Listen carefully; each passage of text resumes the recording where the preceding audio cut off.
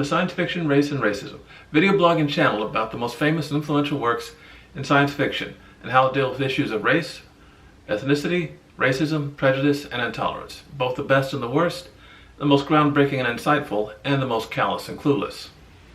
Science fiction has a long history of both being opposed to racism, prejudice, and intolerance, but also of conscious or unconscious racism.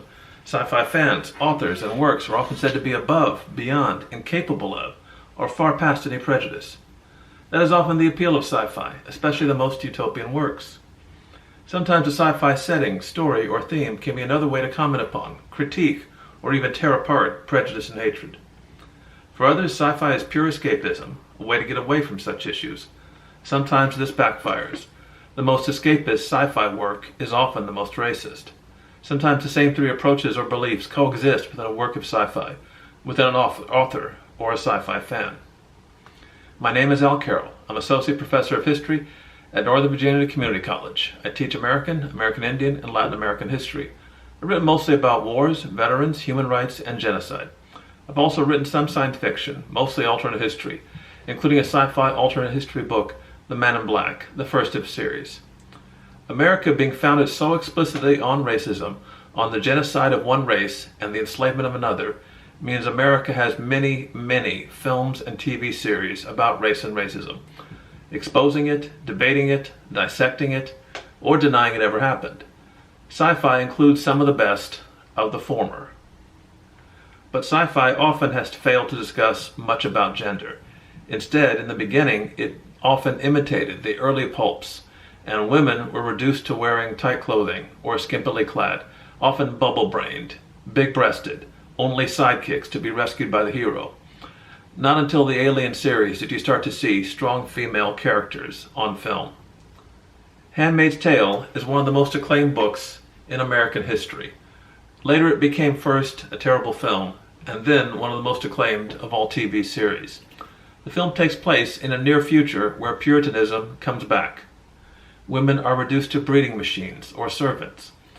The only women with power are those who take part in subjugating other women in the name of a twisted version of Christian morality. This one entirely of patriarchy, male domination. Even the wives of leaders have no power. Only the aunts, the older women who keep the handmaids under strict control, have power. And their name is an obscene play upon the affection most have for family members, for they are the most hated of women by other women.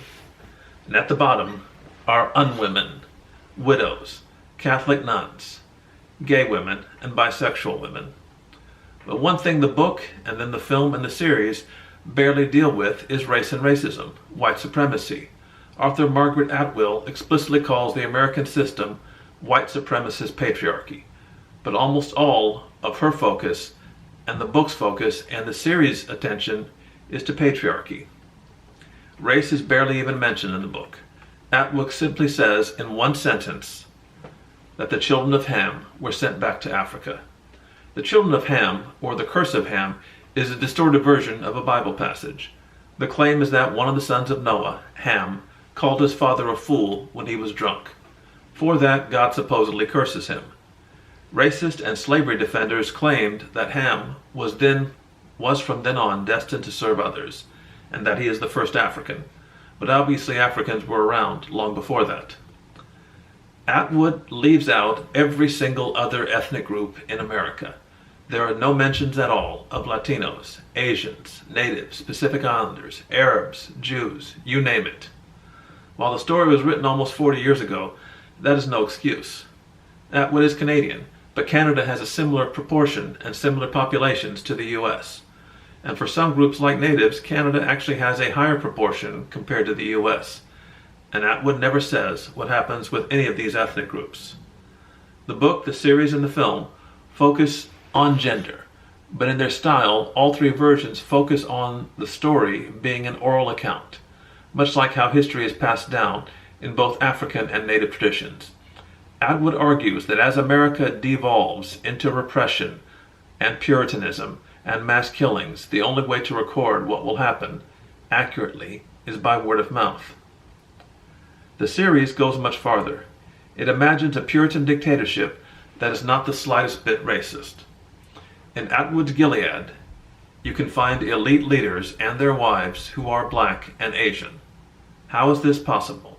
How could modern Puritans in the near future be more open-minded and have far less structural racism than current Americans? And many of these current Americans secular or of minority religions. The short and obvious answer is it's just not possible. In real life, Puritans celebrated the mass murder of natives. They believed this land of America was theirs, the city on the hill, and natives were heathen pagans to be wiped out or strictly segregated and kept inferior. This was not just patriarchy, but white supremacist patriarchy. White women had no legal rights. They were property of their husbands and fathers, but they were not mass murdered. Puritans also practiced and defended African slavery. They held slaves and sold slaves. They regarded Africans as inherently inferior and barred even free Africans from intermarriage or living in the same village or neighborhood as whites. Their colony is one of the biggest slave-trading cities in colonial America. They traded in African slaves, native slaves, and even half of the European population were indentured servants, temporary slaves. But the series shows the new Puritans of Gilead as so desperate for children they have black handmaids, which means they would have half-black children. Presumably, other ethnic groups also, as servants, non-whites as forced labor, would fit with Puritanism, but race mixing was regarded with horror by Puritans and often is, today, by many fundamentalists. The Puritans passed laws against race mixing immediately. Today's American fundamentalists are the most racist of all religious groups in America. The series wanted so much to make sure that gender would be the focus, they completely ignore white supremacy and have one huge illogical aspect to the story. This is the end of the 19th video. Please repost freely, like, share, and comment. This has been Science Fiction, Race, and Racism video blog and channel. Look for alternate history series, Latin American Victory, and an earlier series, What If Native Won, and possible future series.